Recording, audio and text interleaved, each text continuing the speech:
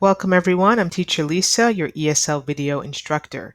Today we're going to talk about American culture, but specifically the economics, what you will find if you plan on living in the United States, even just temporarily, perhaps for work, or maybe you just want to go for a time to see what it's like to live there.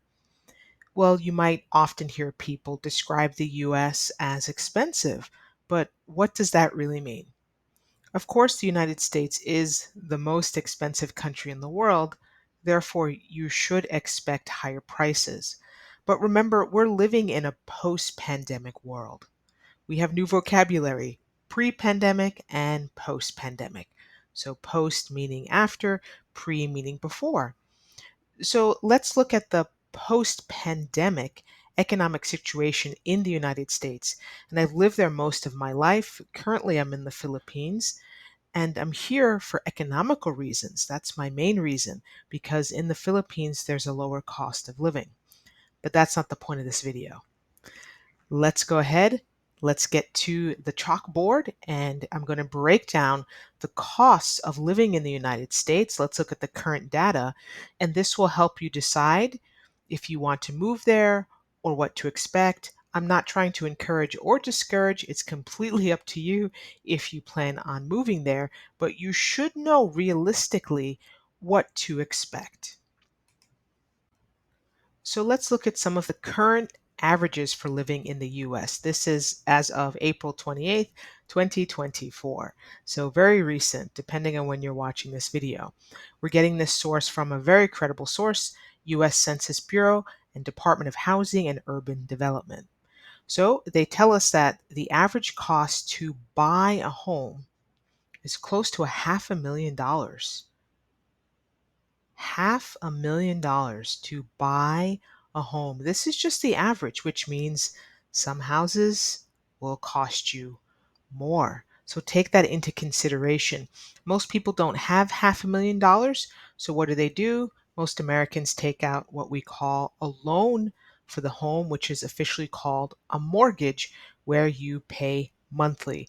Usually there is a percentage down or an amount of money that you have to put towards the loan before a lender will approve that loan. So that's usually a requirement. For example, 10% is quite common. Some people put 20% to lower that monthly payment. Well, what about renting a home? You might not be interested in buying a home. Maybe you're just going to be in the US for a year or two. Maybe you have a job opportunity or you're going there to study. The average cost, 1,514 US dollars a month. That's according to apartments.com. Of course, it is important to remember these are just averages for the entire United States of America. And of course, the rent is going to vary. That depends on the location, the apartment size, and any amenities. What we mean by amenities are, is there a pool? Is there a gym? Are there other services that that apartment complex would provide, or that area would provide, or the landlord might provide you with some additional amenities. So again, this is just average. In some places, it's much more. In other places, it might be a little bit less, but this is the average. So it's going to help you decide if you want to move there, what kind of a budget would you need? What kind of a salary would you require? We are going to get to average salaries in a moment.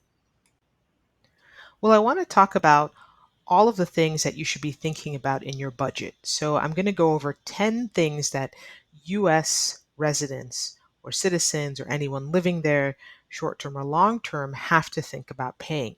This is what goes into your budget. Housing, we just talked about mortgage or rent payment, the cost to buy a home, or you might be paying monthly for that loan or rent. Utilities, when someone says utilities included or not included, they are talking about electricity, water, gas, garbage collection, internet. That's what we call utilities. Food, of course, groceries and also dining out or eating out. Transportation. Most people don't pay for their car in full, so many Americans have car payments. I'll talk to you in a moment about what they pay per month. You also have car insurance, which is required. You have gas to consider, public transportation costs if you're not going to have a car. Then there is health insurance.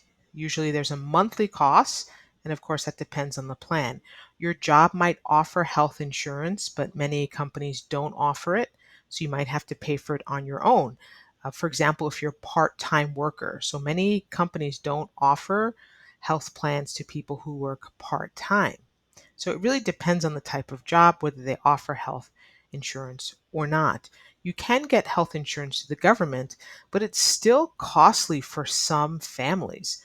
So if you're just one person, it's likely more affordable. But if you have yourself, a wife, a husband, kids, health insurance costs aren't cheap in the US. And if you're going to pay out of pocket, it's even more expensive. Then you have to consider debt payments. You might not be carrying debt with you to the US, but you may. But many citizens have student loans, credit card debt, personal loans, also child care. So if you're planning on moving with a child and you have no one to take care of your child during the day if they can't go to school yet, if they're still young, or even after school, if you're still at work and you can't pick them up and they have to go to a daycare center, it's going to cost you. And daycare is not cheap. Many families struggle. They struggle because of this expense. But what are you going to do? You need your child to be somewhere safe and taken care of. So include this in your budget. And then there's education costs, private schools, after school activities or programs. There's college saving plans. Some parents might be saving towards their son or daughter's university. Then you have to include entertainment, movies, concerts, sporting events, or streaming services like Netflix, for example, and then other miscellaneous things. So, clothing, personal items, you might have a pet, gifts, maybe you want to go on vacation.